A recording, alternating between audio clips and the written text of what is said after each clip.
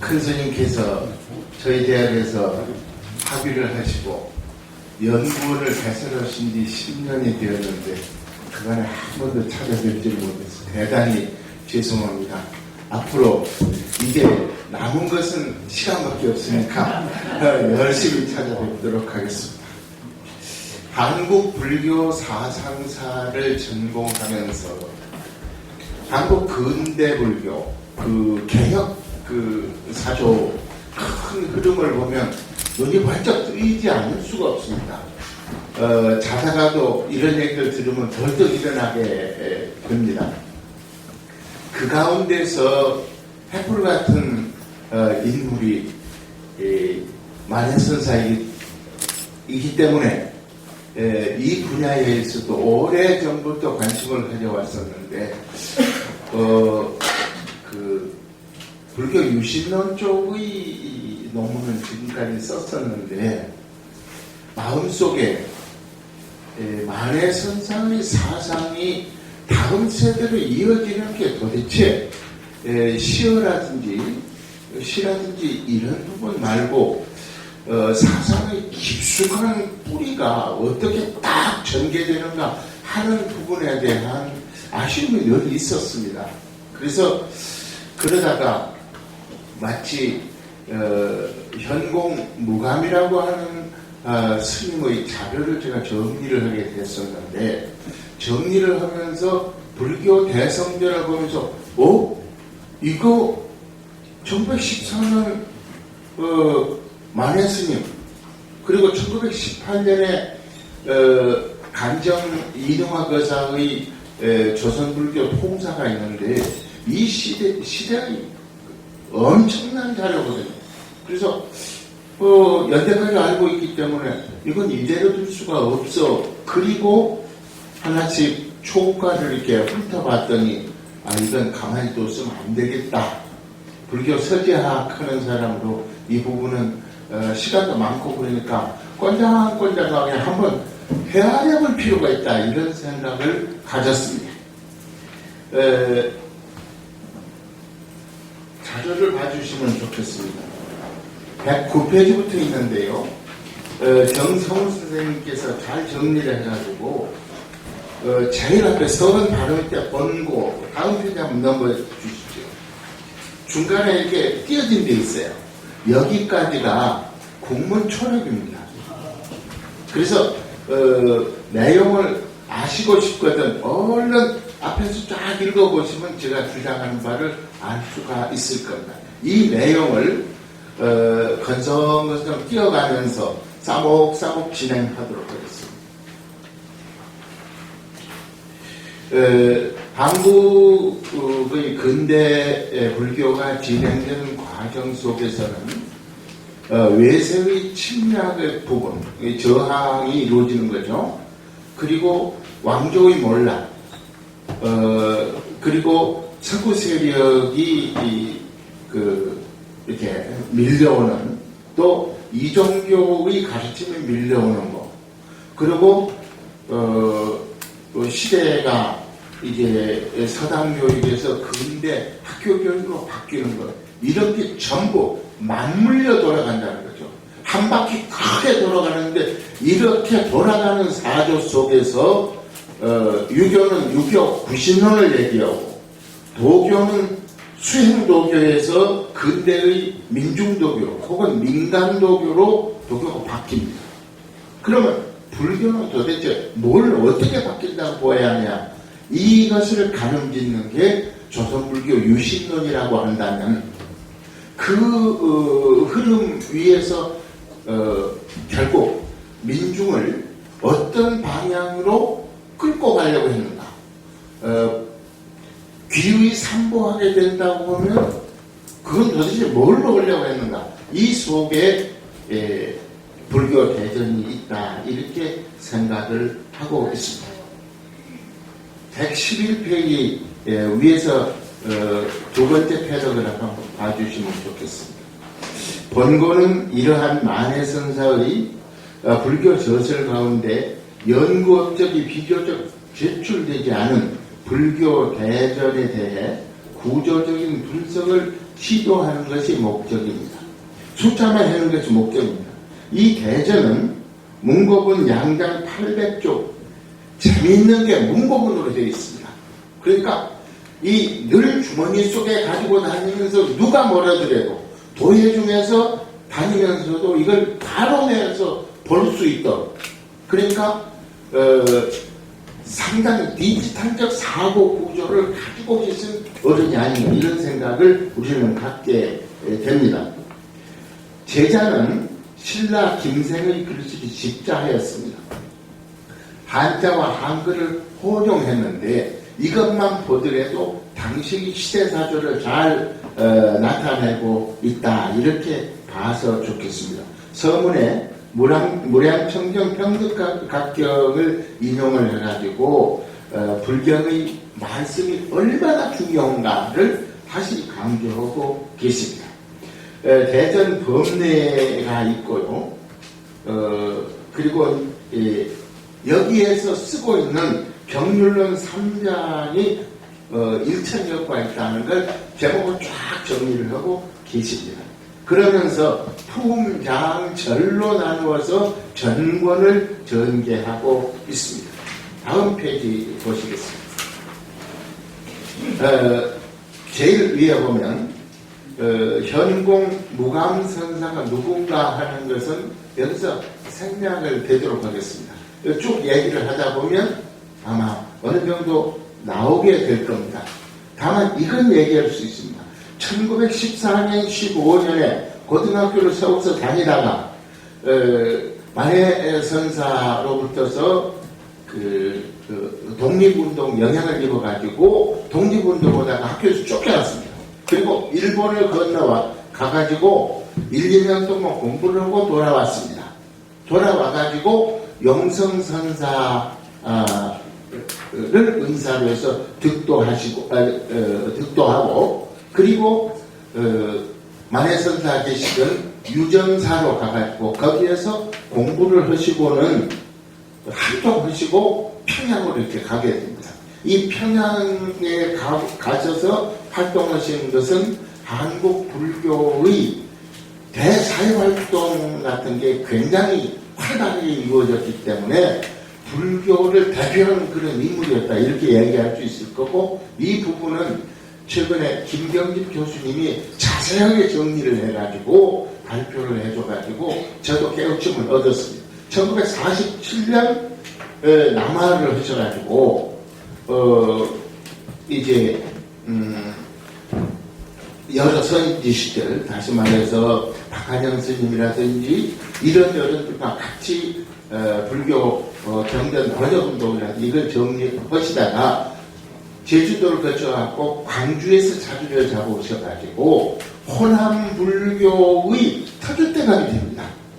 그리고 지금 여기에 김박용 교수가 대전에 충남대학교 철학과 교수 계신데, 혹은 신 교수님도 그리스도교 대학인 연세대학교 철학과 교수 계십니다. 불교 철학을. 근데 어떻게 해서 불교 철학하는 사람이 철학과 교수로 가서 있게 되느냐의 문제는 아마 당신은 잘 모르실 거예요. 왜 그런가 하면 1950년 전쟁이 일어나니까 박종홍 선생님하고 정종 선생님, 이후로 선생님이 전남대학교에 모입니다. 박종홍 선생님은 독일에서 하이데거를 찾아가서 만나고 난 뒤에 죄송합니다. 그 박종홍 선생님이 당시에 하이데거를 만나서 꼭 긴장했던 것 같이 제가 긴장하고 있는데, 가서 얘기를 하다 보니까 반야심이라든지 이런 책을 가지고 계시는데 깜짝 놀라가지고 불교를 공부해야겠다. 그리고는 당시에 동강사라 하는 데서 강연을 듣고 난 뒤에 이분 모시다 그래가지고 1952년에 현공 무감선사가 양복을 입고 전남대학교 철학과 교수가 됩니다. 53년인가 전임 강사가 되었고 1965년까지 계시다가, 여러분 혹시 아실지 모르겠는데 정종구 선생님, 5.18 때 많이 실험 당하고 1981년인가 돌아가셨습니다만 네.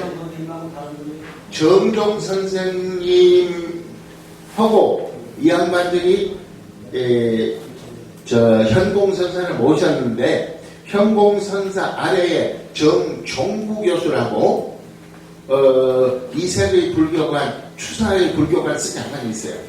그 어른이 당시 늘 이렇게 집전을 했습니다. 목탁 쥐고. 그래가지고 이 어른이 커서 처음으로 국립대학의 불교 철학 교수로 자리를 잡습니다. 이게 철학과의 불교 철학 교수가 자리 잡은 이유입니다. 여론이 그렇게 돼요.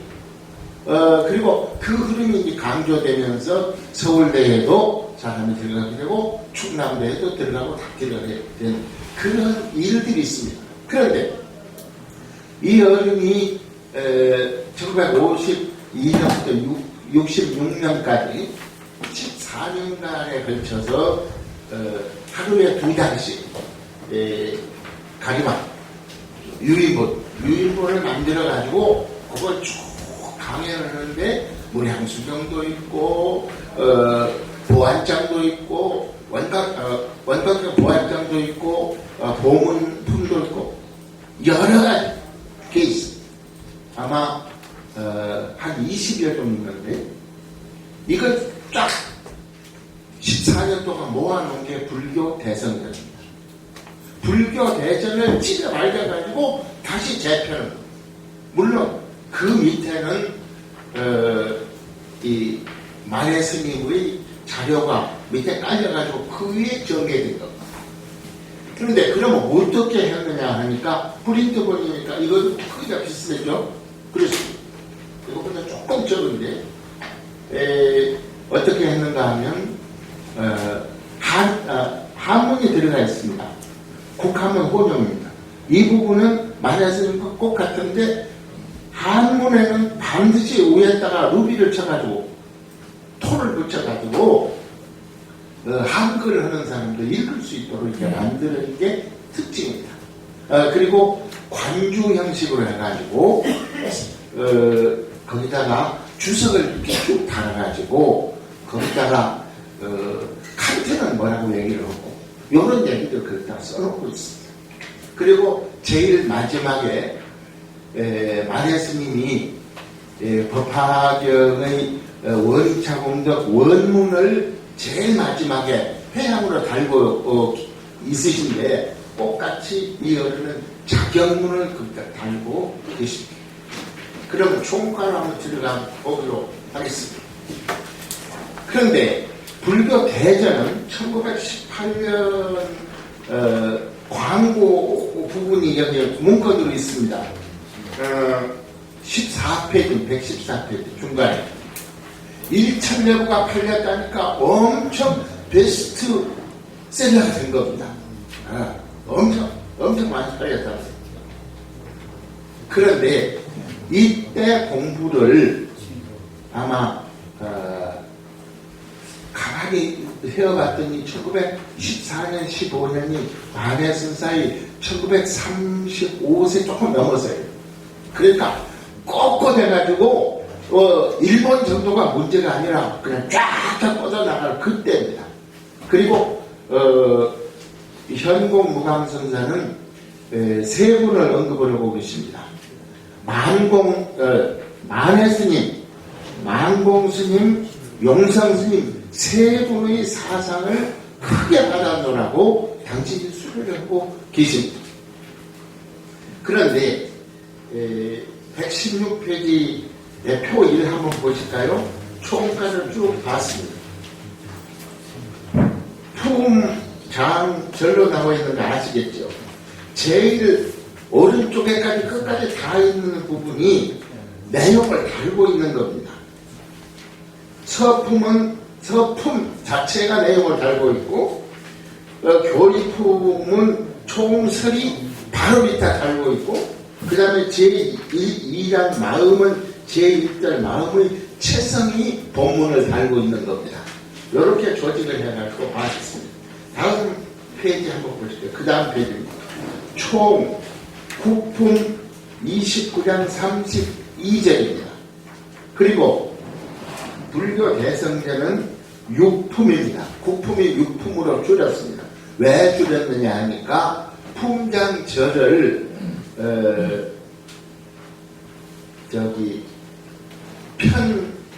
편 속에 품이란 말을 넣었습니다.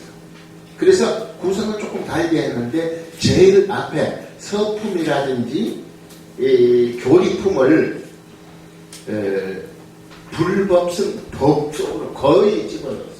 그러니까 이게 줄어든 것이고 제일 뒤에 수도품이라든지 이후에 포교품이라든지 국역품에 가서는 그대로 스승의 언어를 그대로 쓰고 있습니다. 다음 페이지입니다.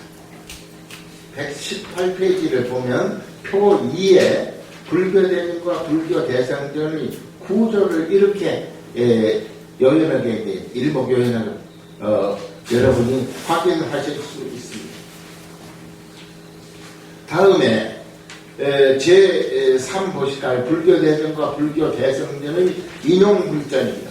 이걸 꼰장꼰장하게 저는 학교에서 퇴직도 해보면서 전부 다 세봤습니다. 장중에 든 구슬처럼 하나하나를 세어봤더니 이렇게 나타났습니다. 다음 페이지 보실까요? 120페이지입니다. 총 불교 대전입니다.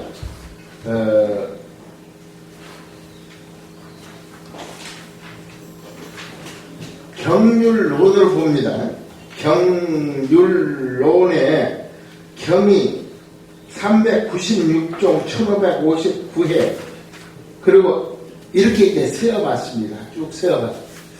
혹시 한두 개 틀릴지 모르겠는데 이쪽 딱딱 맞춰보니까 딱딱 맞아요. 그래서 수작업을 하는데도 이건 뭐 관세음보살이 나를 봐주시는구나 그런 생각을 가질 정도로 딱 맞아가지고 이쪽으로 놓았습니다. 그래서 대전은 불전 1권당 4회에 가까이 인용하고 계십니다. 그 다음 페이지가 121페이지가 불교 대성전의 인용 불전인데 쭉 넘어가실까요? 잘 넘어갑니다. 123페이지 마지막 부분 총 6품 23장 44절을 우리가 확인할 수 있습니다. 표 4에 나타난 바와 같이 성전에는 불교 대성전에는 총 534종의 불전을 2012에 인용하고 있습니다. 불교 대전이 439종이므로 100종 가까이 늘었습니다. 아무래도 이것저것 찾으니까 늘어났다 그런 말씀이고 인용 횟수가 1711회인데 이보다 300회가량 늘어났습니다. 불전 1권당 4회 가까이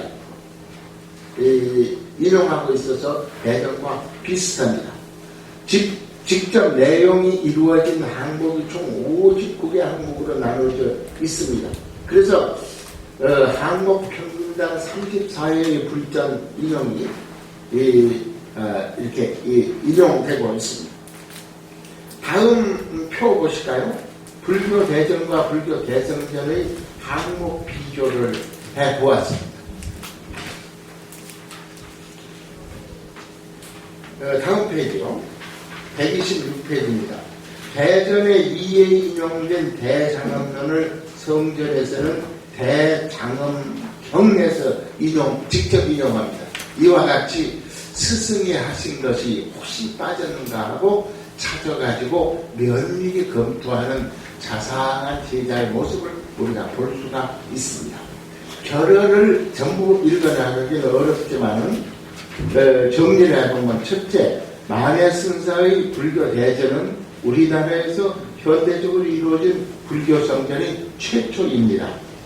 현공선사의 불교 대성전은 이를 간설하는 과정에서 이루어진 사상과 한맥의 전개라 이렇게 평가할 수 있을 겁니다. 둘째, 불교 대전은 불법성 삼보 체제 아래서 부품으로 이루어지는데 성전은 육편으로 갖추이고 있습니다. 어느 것이 옳으냐를 따지지 말고 뭘 고민했는가를 생각을 해보면 스승과 제자의 모습을 우리가 연해서 읽어볼 수 있지 않겠는가 봅니다. 셋째, 불교 대전을 보충하는 성격을 이룬 불교 대성전은 내용을 이루는 인용불전의 종류에서는 10종 가까이, 100종 가까이, 인용 획수에 있어서는 300종 가까이 증장되었습니다만은 여기 뒤에 보면 뭐가 나오는가 하니까 다음입니다. 넷째, 불교 대전과 불교 대성전은 구성 내용과 인용불전의 경향이 같습니다. 사상적으로 동일한 흐름을 확실하게 확인할 수가 있다는 점입니다. 경율장은 전자가 총 439장, 이게 이제 늘어나는데 불교 대성전에서는 그러니까 중국과 한국과 일본에서 이루어진 것을 여기다가 쓰고 있고, 특히 그 중에서 스승인 영성 스님의 신조 만유로 그리고 안진호 스님의 성문의범도 인용을 해가지고 같이 활동하고 또 영향을 입었던 어른들의 가르침을 땅에 떨어뜨리지 않는 그런 모습을 볼 수가 있습니다. 그리고 인용불전에서 제일 많은 게 화엄경, 두 번째는 열반경, 세 번째 법구경인데 이것은 불교 대전이나 불교 대성편에 같습니다. 그래서 이 흐름을 전부 이렇게 쭉 훑어본다 본다면 만해 스님의 사상이 그 한 흐름이 여러분한테 영향을 미쳤겠지만 그 한 흐름이 현봉선사에게 그대로 전개되고 있음을 볼 수가 있습니다. 마지막입니다. 현대적인 불교 성전 편찬의 효시를 이룬 만해선사의 불교 대전 편찬 기획이 어떻게 이루어졌는지는 분명하게 밝혀진 바가 없습니다. 그러나 삼부신앙을 중심으로 삼부보리하고 하와 중생하는 불교 인형은 이를 통해서 분명히 드러납니다. 현봉선사의 불교 대성전을 통해 그 학맥의 계승과 함께 사상 전경의 한 형태가 분명하게 드러난 것을 우리는 확인할 수 있었습니다. 그리고 이들 대전과 성전을 통해 불교 성전으로서의 현대적 유용성을, 특히 불교 대전의 만해스님의 불교 대전의 유용성을 이 제자의 활동을 통해서 확인하게 된다는 게 우리에게 주는 가르침이다, 이렇게 봅니다. 이상입니다. 네, 감사합니다. 그 선생님 발표 들으면서 몇 가지 우리 말 배우는데 이렇게 내용을 꼰장꼰장하게 전부 다 하시면서도 발표는 사목사목 그렇게 쓰면 될까요? 꼰장꼰장하게라는 것이 굉장히 이렇게 치밀하게 하시다라는 뜻인 것 같고, 사목사목은 굉장히 속도감 있게. 전라도 말로는 사목사목입니다. 빠뜨리지 않고 쫙 지나가는, 천천히 지나가는. 죄송합니다.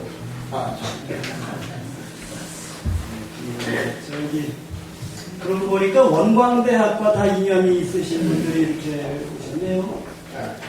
네, 우리 제자이신 김광영 교수님 말씀 듣도록 하겠습니다. 이게 읽는 것보다는 그냥 질문 형식으로, 말씀 형식으로 해주시면 됩니다. 주문한 대로 해야 되죠. 제가 의사님이라 조금, 사실 논평위원 자리 때문에 좀 불경스럽고, 그렇게 말하다 보면 또 자칫 한 박자 또 삐져나가면 또 뒷자리가 또 좋지도 않고 뭐 그럴 수도 있어가지고, 사실은 그게 말로 하기가 좀 껄끄러워서 글로 좀 썼던 그런 부분들이 있습니다. 어쨌거나 이 서지적인 내용들이고 또 이렇게 소개를 해주시고 그래서 사실 이게 논평하기로는 별로 이렇게 좋은 논문은 아닙니다. 왜냐하면 별로 사상하는 사람들이 좋은 논문이 아니라고? 아니요. 논평하기에. 그리고 핵심적인 건 이제 그런 거, 제가 이제 그 하나는 뭐냐면, 이 책에 불교대전에 만해 스님이 어떤 불교대전을 만든 동기가 뭐냐, 그 어떤 의의가 뭐냐, 여기에 대해서 조금 교수님이 한 번 더 정리했으면 좋겠다는 게 첫 번째 질문이고요. 두 번째는 이제 뭐냐면, 만해 스님하고 또 현공 그 선사하고의 어떤 관련성 문제입니다. 관련성 문제. 하나는 문제는 뭐냐면, 만해의 사상을 정말 현공 선사가 받았는가? 이제 이런 문제거든요. 받았는가? 이 받았다면은 그 불교 성전과 그 불교 대전과 불교 성전을 비교를 하면 이게 사상적으로 받았다고 볼 수 있는데 법맥으로 보면은 확실하진 않고 다만 이제 뭐냐면 공부한 걸로 보면은 또 받은 걸로 되긴 하거든요. 그런데 이제 만해 스님의 여러 다른 저술들이 있기 때문에 과연 이 불교 대성전 말고 또 다른 걸로서 만해 스님의 어떤 제자다, 만해 스님의 법을 이었다 이렇게 주장할 만한 근거가 뭐냐, 이게 굉장히 중요한 문제라고 생각이 들거든요. 그 다음에 또 하나 문제는 그러면 만해 스님의 불교 대전에 국한해가지고 그 영향이 현공 스님한테만 간 거냐, 현공 선사에게만 간 거냐, 그게 아니라 많은 사람 중에 간 건데 그 중에 대표적인 분 하나가 현공 선사인가. 이 문제는 사실 뭐냐면 만해 스님하고 현공 선사의 관계들을 처음 이제 발표를 하시기 때문에 좀 굉장히 중요한 문제가 아닌가. 우리가 여기서 이제 확정해지면 그 다음 후학들이 또 그렇다 해가지고 조금 좁혀질 염려들이 있어서 이 문제를 좀 질문을 드리는 겁니다. 제가 이제 그 단적인 한 예로 뭐냐면 그 보문사, 대전에 있는 보문사를 그 참관하시고 교장 선생님을 맡아주신 그 용공 스님. 용공 이재복 스님이요. 저 2007년도에 이제 충남대 그 부임을 하고 난 다음에 2007년도부터 2009년도까지 사실은 그 용담한 스님이 프린트본으로 해온 그 글이 엄청납니다. 그거를 제자들을 아드님이 시켜가지고 했는데 엉터리예요.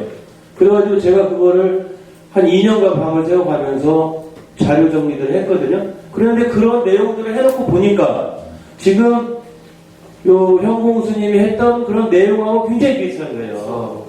그래서 제가 이제 그 진로 있어서 양호영 교수님도 한 개 보내드리려고 하는데 그 누가 보면 상당히 비슷합니다. 어찌 보면은 윤주일 선생님이 한 것보다 더 방대해요, 양이요. 근데 내용의 검토는 아직 시간이 없어서 정확히 못 해봤습니다.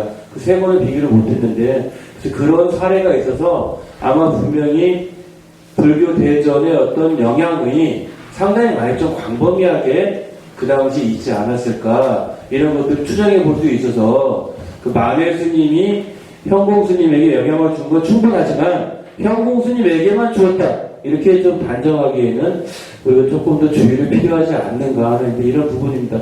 이제 세 번째 질문은 현공 스님에 대한 말씀을 좀 더 해달라, 시간이 된 거는데 아까 말씀을 좀 해주셔서 그 두 가지 문제만 조금 말씀해 주시면 고맙겠습니다. 네, 감사합니다. 그러니까 문제가 있는 논문이라는 거.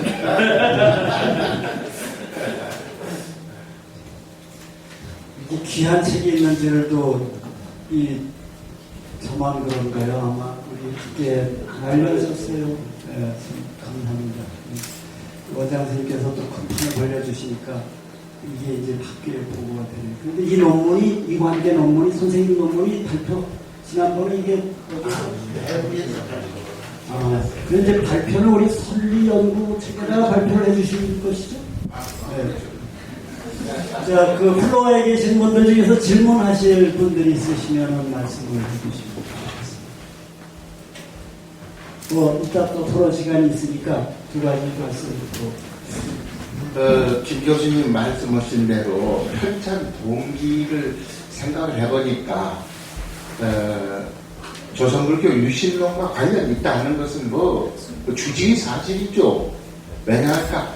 이게 당시 시대 조류이기 때문에. 그리고 불교 유신론이 1913년에 이루어졌는데 서문이 1910년에 이루어졌습니다.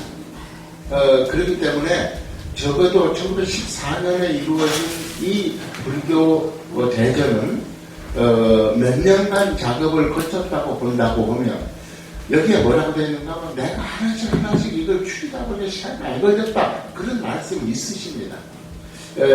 그리고 임재종 창종운동이 1911년에 이루어지잖아요. 지금 김 교수님 지적하신 부분이라든지 그리고 명진학교를 비롯해서 근대 교육에 딱 쳐들어가려고 달라든 이 패기 있는 불교인의 모습 속에 과연 불교를 어떤 걸로 지도해 나갈 것이냐 이게 필수적으로 필요했을 겁니다. 그래서 앞에 그 지적해 주신 그 내용은 그대로가 답이 아닌가 그리 생각을 하고 아마 현공선사가 이와 같이 중시했듯이 영봉 선사를 비롯해서 다른 분들도 중시했을 겁니다.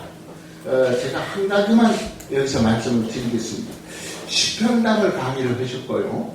또 거기에 불교 유신론도 그 자료서에 남아 있습니다. 그렇기 때문에 당시 그 초판본을 가지고 이 테두리가 다 달아지도록까지 공부하시고 그런 어른이시기 때문에 영향을 받고 어쩌고 하는 것은 다시 재론할 필요가 없는데 예를 들면 여러분 박성배 교수님 아시죠?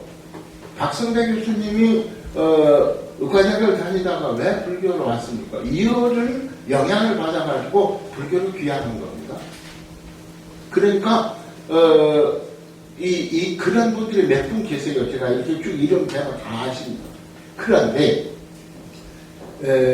전라북도 도립병원 원장을 지냈어요. 이동호 거사라고 계십니다. 광주 출신, 광주 쪽에 계시다가 전주로 오셨는데 이 어른이 전북대학교 의과대학을 만들어두고 내과를 개업을 하셨는데 이 어른이 현공선사의 직접 제자입니다. 제가 이러이런 발표를 하게 됐습니다. 김 교수가 이러이런 질문이 왔는데 혹시 직접 저한테 얘기해 주실 부분이 없습니까? 그랬더니 이런 답이 왔습니다. 그래서 제가 디지털로 말씀을 드리겠습니다. 현공선사께서 대중 법문 중에도 만해선사 말씀을 하실 때는 양볼에 눈물이 주르륵 흘러내리는 것을 한두 번 본 게 아닙니다. 하나는 일본에 저항하시는 강인한 정신력이었고 하나는 만해선사의 시편담을 동방사 선우의 정기 일요법에서 여러 주일을 걸쳐 강설하시어 만해선사의 독립운동 정신과 아울러 만해선사의 선지를 깊이 느끼게 하시어 청중을 매료시켰습니다. 저도 시편담 강설로 인하여 만해선사께서 확철대오하셨다고 믿고 있습니다. 시편담 강설 시에는 제가 의대, 전남대학교 의과대학원입니다. 재학 중에 입승처럼 직전을 하고 있던 시절입니다. 감사합니다. 이렇게 답이 왔거든요. 그래서 이런 부분을 앞으로 잘 정리해 낸다고 한다면 만해선사의 후연이 아닌가, 후례적으로 깊이 이렇게 사상이 꼽힌 그런 모습이 아닐까 이렇게 생각합니다. 감사합니다. 이 시간이 많이 됐지만 한 가지 꼭 이 자리에서 좀 여쭤봐요. 현공무감 스님의 사상이 원불교 사상하고는 관련이 없습니까? 직접 없습니다. 그런데 그것만 나오면은 우리 만해 스님과 또 그런데 이 원불교하고 용성 스님과는 관계가 용성선사의 제자분들이 원불교에 많이 오셨습니다. 그리고 현공선사의 가르침 속에는 원불교의 개혁적인 흐름이 같은 게 많이 있어요. 그래서 찾아봤더니 원불교 정전도 갖고 계셨고요. 영불법 좌선법을 원불교 정전에서 옮겨가지고 당신이 옮겨놓은 게 있어요. 그래서 제가 관련이 없다고 하는 것은 사상적인 직접맥은 없었는데 자료들은 충분히 봤던 것 같습니다. 예를 들면 정종부 선생님 사위가 원불교 원광대학교 원불교학과 교수인 김도공 교수입니다. 왜 그런가 했더니 당시의 전남대학교 총장님이 선후회의 멤버하셨습니다. 불교 거사의 멤버하셨습니다. 그런데 정종구 선생이 하도 묘한 짓을 많이 해가지고 으쌰으쌰도 많이 하고 또 목운동도 많이 하죠. 어른입니다. 목운동을 아시는지 모르겠습니다. 소주잔을 탁 놓고 목운동을 이렇게 하시는 어른이 가지고 여기서 상의를 하다가 당신이 사모님을 원불교 교단에 나가도록 해서 원불교 광주교단을 다니다 보니까 따님과 원불교 교무님이 결혼을 해야 되는 그런 인연이 있습니다. 그러니까 학명으로 직접 관계는 없습니다. 그런데 당시 전라도 지역에 가서 같이 소통을 되고 있었다. 이렇게 이야기할 수 있겠습니다. 감사합니다. 생생한 말씀, 근대적인 자료, 우리 김경주 선생님도. 아니, 그 말씀에서 그랬는데, 그 흥궁 부감선사는 선하고라고 달리 얘기해 줄 거야. 그러냐면은, 용성 스님이 선중 교장인 선학원에 1913년에 올 때,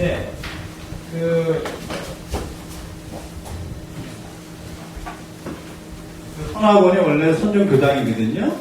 그래서 거기서 용성 스님에게 계를 받고 출가를 해요. 형공 부감선사가. 네, 그래가지고 거기서 계를 받고 유점사에 가서 2년 수행생활을 한 다음에 풍양으로 건너가서 30년 거기서 생활을 하다가 여기 논문에 나오죠. 47년에 내려와서 저금 스님하고 관계를 맺어가지고 호국역경원의 역경위원으로 활동을 합니다.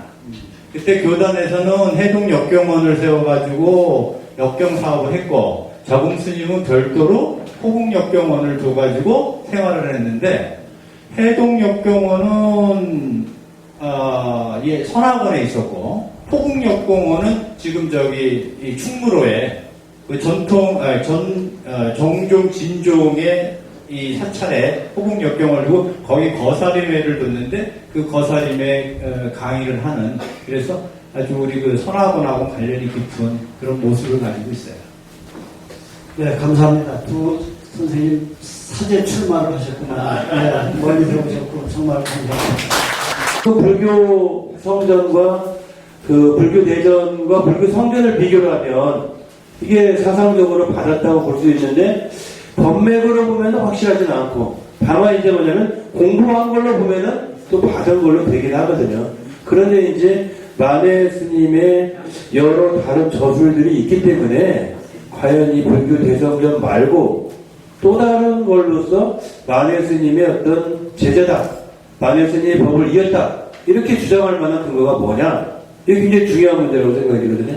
그 다음에 또 하나 문제는 그러면 만해 스님의 불교 대전에 국한해가지고 그 영향이 형공 스님한테만 간 거냐, 형공 선사에게만 간 거냐, 그게 아니라 많은 사람 중에 간 건데 그 중에 대표적인 분 하나가 형공 선사인가.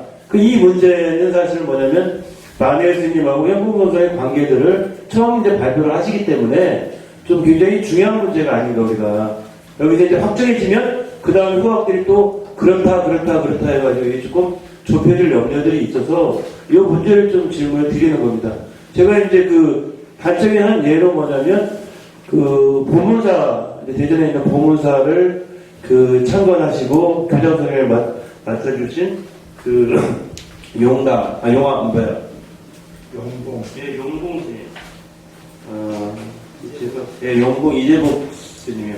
저 2007년도에 이제 충남대 부임을 하고 난 다음에 2007년도부터 2009년도까지 사실은 용담 스님이 프린트본으로 해온 글이 엄청납니다. 그거를 제자들을 아드님이 시켜가지고 했는데 엉터리예요. 그래가지고 제가 그거를 한 2년간 밤을 새워가면서 자료 정리를 했거든요. 그런데 그런 내용들을 해놓고 보니까 지금 요 현공 스님이 했던 그런 내용하고 굉장히 비슷한 거예요. 그 제가 이제 그 진로 있어서 양호영 교수님도 한제 보내드리려고 하는데 그 누가 보면 상당히 비슷합니다. 어찌 보면은 윤주일 선생님이 한 것보다 더 방대해요, 양면. 근데 내용의 검토는 아직 시간이 없어서 정확히 못 해봤습니다. 그 세 권은 비교를 못 했는데, 그래서 그런 사례가 있어서 아마 분명히 불교 대전의 어떤 영향이 상당히 많이 좀 광범위하게 그 당시 있지 않았을까, 이런 것들을 추정해 볼 수 있어서 그 만회 스님이 현공 스님에게 영향을 준 건 충분하지만 현공 스님에게만 주었다. 이렇게 좀 단정하기에는 우리가 조금 더 주의를 필요하지 않는가 하는 이런 부분입니다. 이제 세 번째 질문은 현공 스님에 대한 말씀을 좀 더 해달라 시간이 된 거는데 아까 말씀을 좀 해주셔서 그 두 가지 문제만 조금 말씀해 주시면 고맙겠습니다. 네, 감사합니다. 그러니까 문제가 있는 논문이라는 거.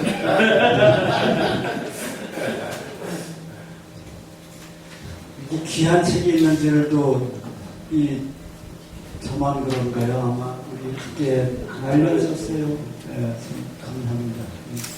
원장 선생님께서 또 큰 판을 벌려주시니까 이게 이제 학교에 보고가 되네요. 근데 이 논문이, 이 관계 논문이, 선생님 논문이 발표, 지난번에 이게,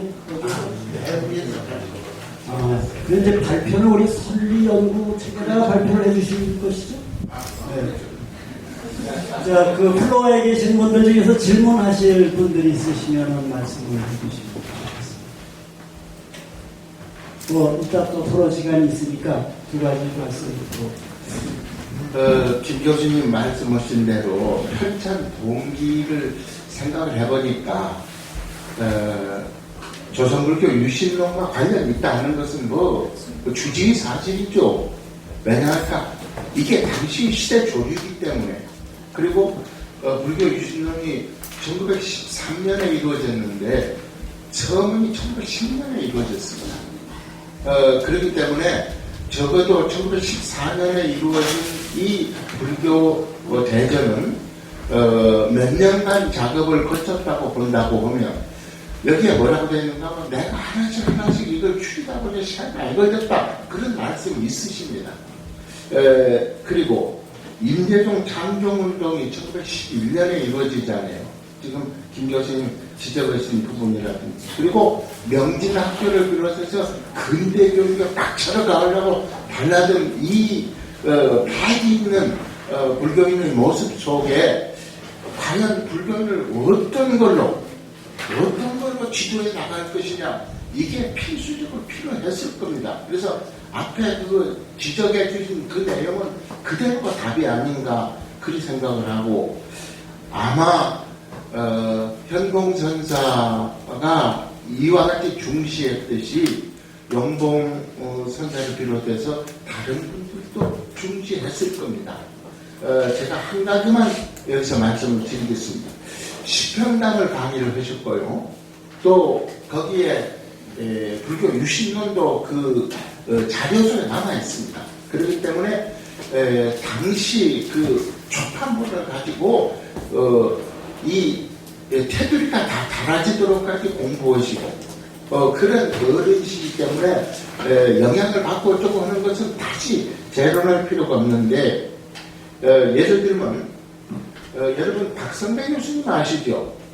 박성배 교수님이 의과대학을 다니다가 왜 불교로 왔습니까? 이어른 영향을 받아가지고 불교를 귀환한 겁니다. 그러니까 그런 분들이 몇 분 계세요. 제가 이렇게 쭉 이름 대면 다 아십니다. 그런데 전라북도 도립병원 원장을 지냈어요. 이동호 거사라고 계십니다. 광주 출신, 광주 쪽에 계시다가 전주로 오셨는데, 이 어른이 전북대학교 의과대학을 만들어두고 내과를 개업을 하셨는데, 이 어른이 현공선사의 직접 제자입니다. 제가 이러이런 발표를 하게 됐습니다. 김 교수가 이러이런 질문이 왔는데 혹시 직접 저한테 얘기해 주실 부분이 없습니까? 그랬더니 이런 답이 왔습니다. 그래서 제가 디지털로 말씀을 드리겠습니다. 현공선사께서 대중법문 중에도 만해선사 말씀을 하실 때는 양볼에 눈물이 주르륵 흘러내리는 것을 한두 번 본 게 아닙니다. 하나는 일본에 저항하시는 강인한 정신력이었고, 하나는 만해선사의 시편담을 동방사 선우의 정기 일요법에서 여러 주일을 걸쳐 강설하시어 만해선사의 독립운동 정신과 아울러 만해선사의 성질을 깊이 느끼게 하시어 청중을 매도시켰습니다.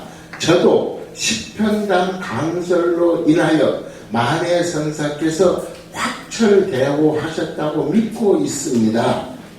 시편담 강설 시에는 제가 의대, 전남대학교 의과대학원 재학 중에 입승처럼 직전을 하고 있던 시절입니다. 감사합니다. 이렇게 답이 왔거든요.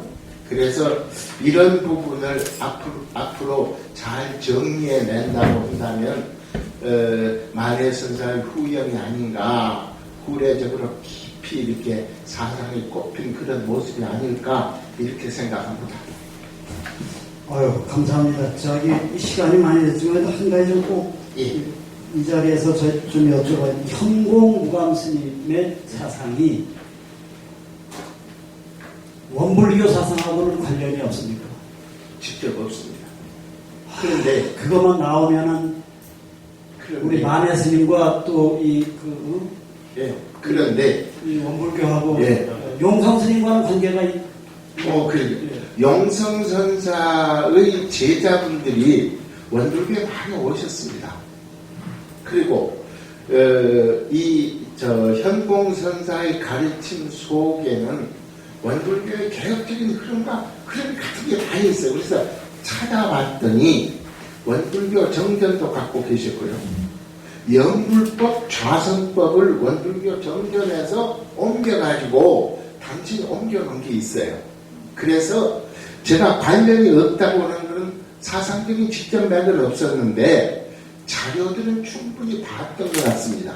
예를 들면 정종부 선생님 사위가 원불교 원광대학교 원불교학과 교수인 김도공 교수입니다. 왜 그런가 했더니 당시의 전남대학교 총장님이 선후회 멤버하셨습니다. 불교 거사의 멤버하셨습니다.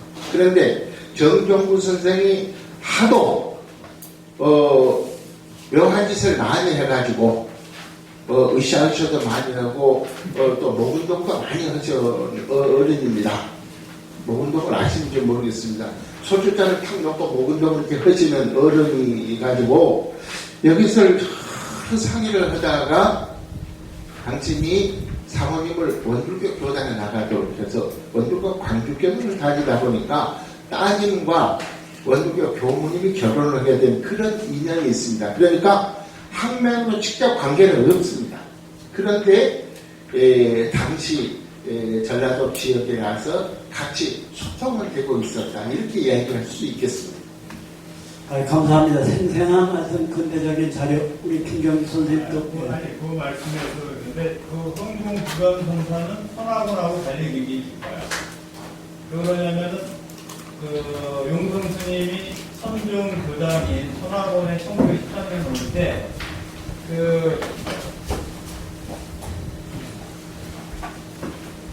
선학원이 원래 선중 교장이거든요. 그래서 거기서 용성 스님에게 계를 받고 출가를 해요. 현공무감선사가. 네, 그래가지고 거기서 계를 받고 유점사에 가서 2년 수행생활을 한 다음에 풍양으로 건너가서 30년 거기서 생활을 하다가 이런 논문에 나오죠. 47년에 내려와서 저금 스님하고 관계를 맺어가지고 호국역경원의 역경위원으로 활동을 합니다.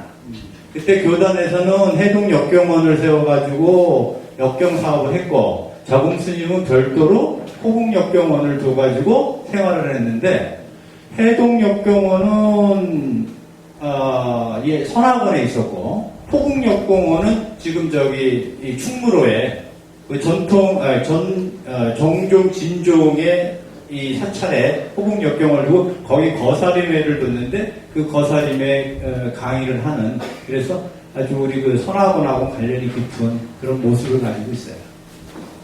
네, 감사합니다. 두 선생님 사제 출마를 하셨구나. 네, 멀리 들어오셨고 정말 감사합니다.